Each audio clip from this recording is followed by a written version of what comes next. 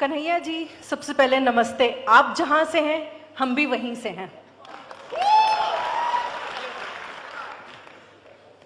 तो सही में मैं काफी खुश हुई। आपकी जो आइडियोलॉजी है, आपने जो बोला, 1 person is equal to 1 vote is equal to 1 value.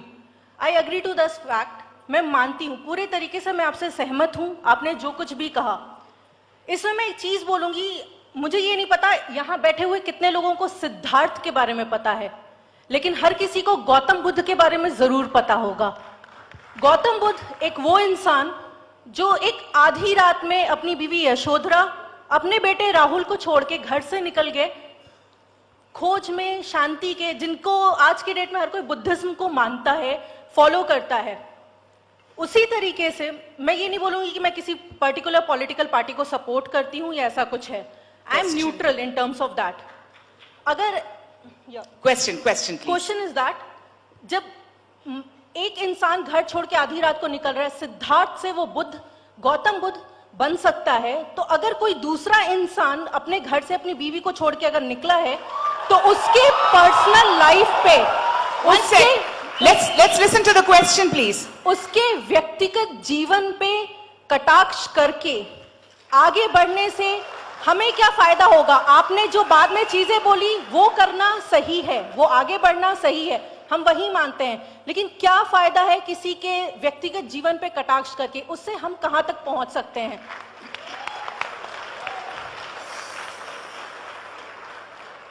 सबसे पहली बात तो बहुत बहुत शुक्रिया आपका।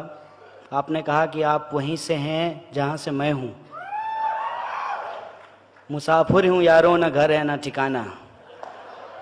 हिंदुस्तान है, कहीं के भी हो सकते हैं हम लोग, उसमें कोई दिक्कत नहीं है। ये जो बात आपने कही है कि 1 person 1 vote 1 वैल्यू, ये मेरी बात नहीं है, ये बाबा साहब भीमराव अंबेडकर ने कहा है।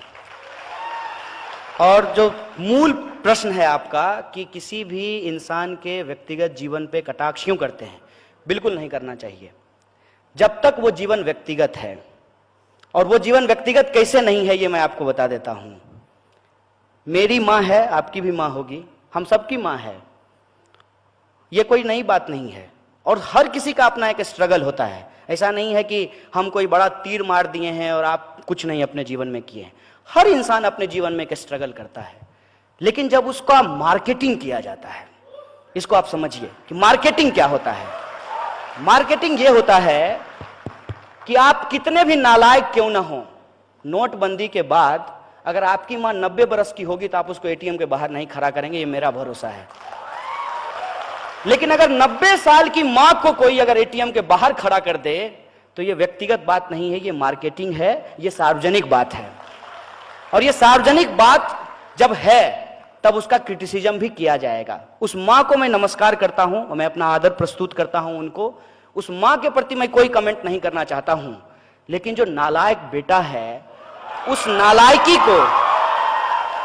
नालायकी को छुपाने के लिए जब वो अपने मां का इस्तेमाल करता है, तब हमको उस पर सवाल करना चाहिए, हमको सवाल पूछना चाहिए।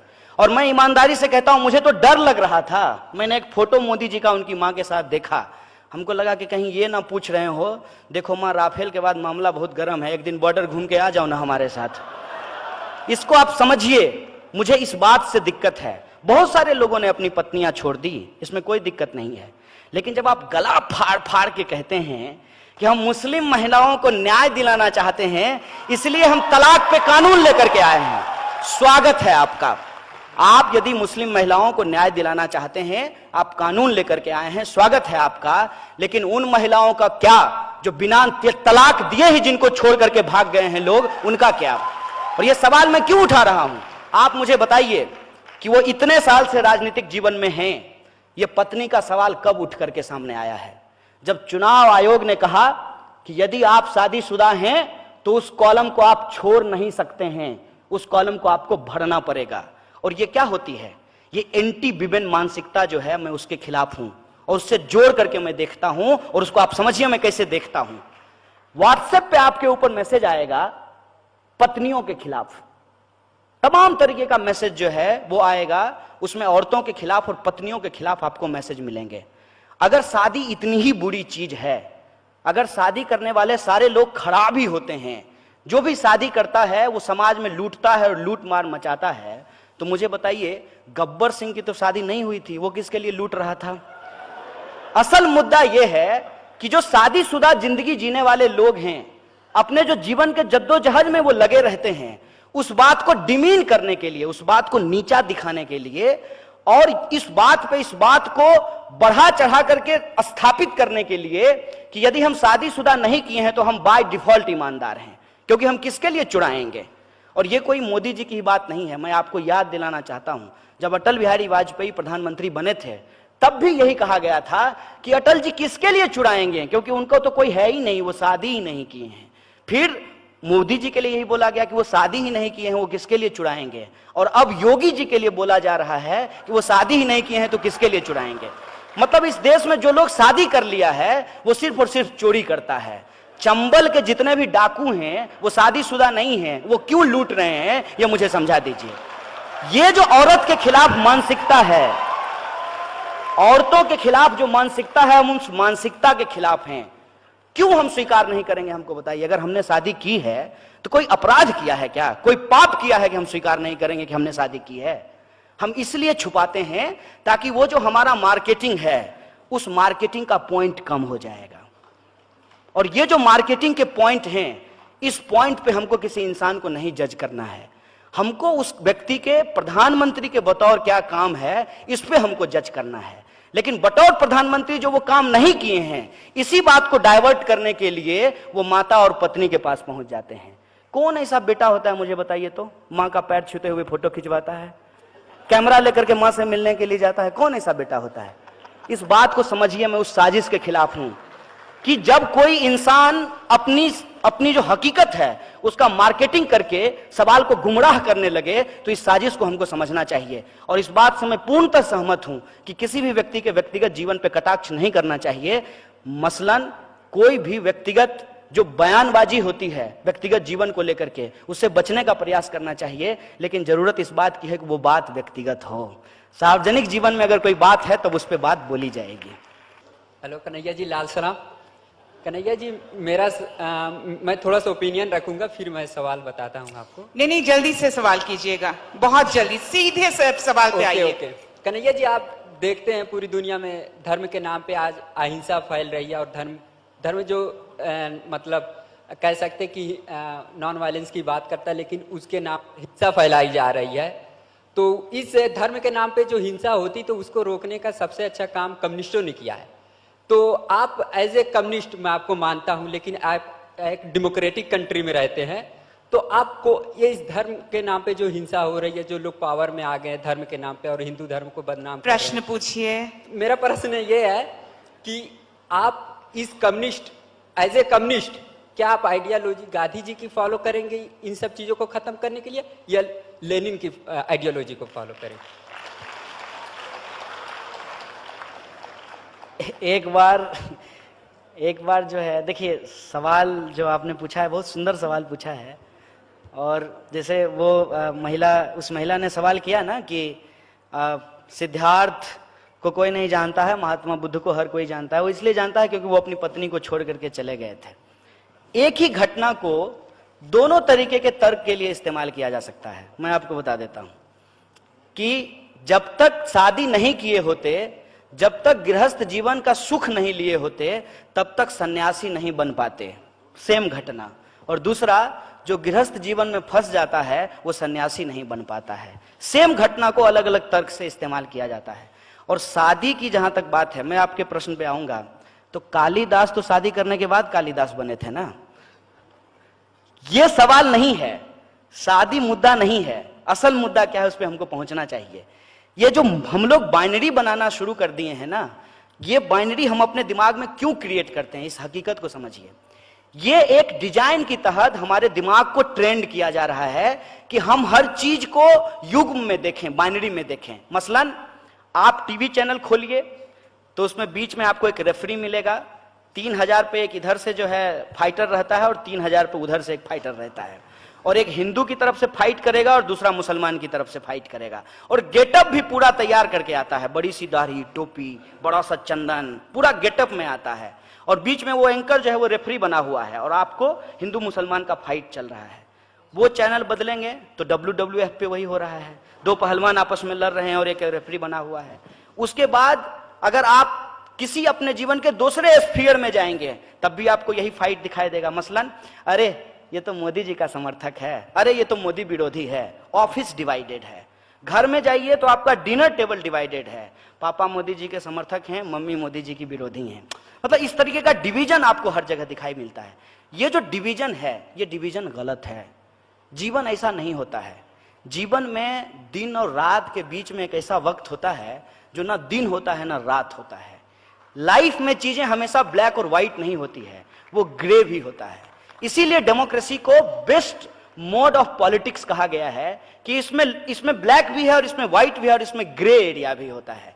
तो आप ये कह रहे हैं कि धर्म की वजह से हिंसा होती है, मैं ये नहीं मानता हूं। धर्म के लिए हिंसा होती है और हिंसा को टिकाए रखने के लिए धर्म और आस्था का इस्तेमाल होता है। ये दोनों आपस में इस तरीके से जुड़ा हुआ है।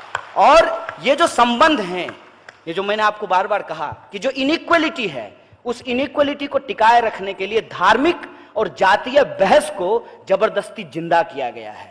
जो हिंसा है इसके आधार पे उसको जबरदस्ती जिंदा किया गया है ताकि इनइक्वलिटी और लूट जो है देश में वो आपको दिखाई नहीं दे।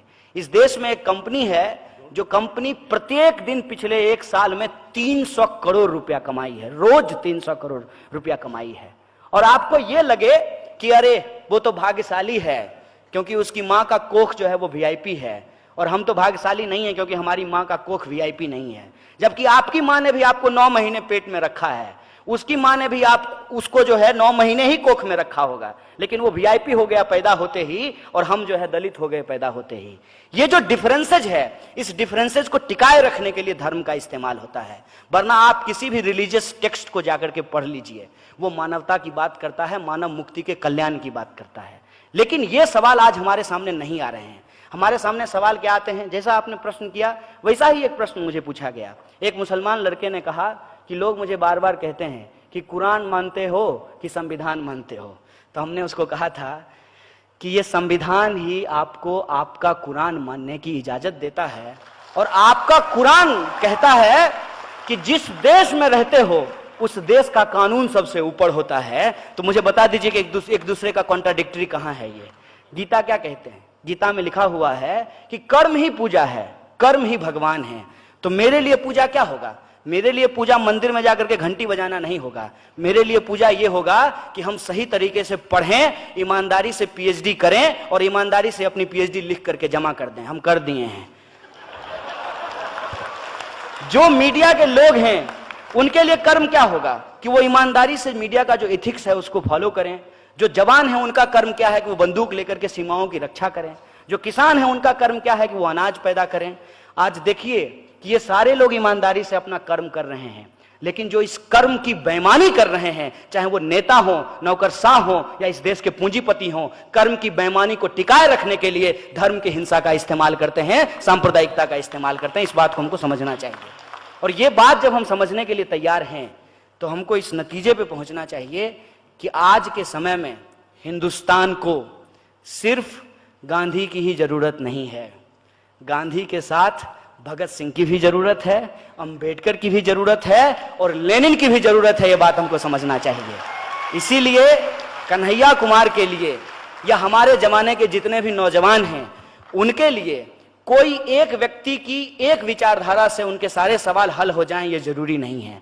हमको हमारे दौर की जो समस्याएं हैं उन समस्याओं के समाधान हमारे इतिहास और इतिहास के जो महामानव हैं उनके लिखे हुए विचारों में ढूंढना चाहिए। क्योंकि बाबा साहब भीमराव अंबेडकर ने एक बात कही है कि जो इतिहास नहीं जानता वो इतिहास नहीं बनाता है। इसीलिए हम कभी भी दो जो महान व्यक्ति हैं उनके बीच में कुश्ती लड़वाने के खिलाफ हैं। हम अंबेडकर जी का और गांधी जी का रेसलिंग नहीं कराना चाहते हैं। कुश्ती प्रतियोगिता चल रहा है कि दोनों में रेसलिंग लड़ा करके जो जीतेगा उसके विचार को मानेंगे। जहां गांधी सही हैं वहां गांधी को मानेंगे, जहां अंबेडकर के विचार हमको सही लगते हैं वहां अंबेडकर को भी मानेंगे। क्योंकि हमको हमारे वक्त का अंबेडकर भी बनना है, गांधी और भगत सिंह भी बनना है, फातिमा और फूले भी बनना है, बिरसा भी बनना है और लेनिन भी बनना है। ये हमारी जिम्मेवारी है। बहुत बहुत धन्यवाद।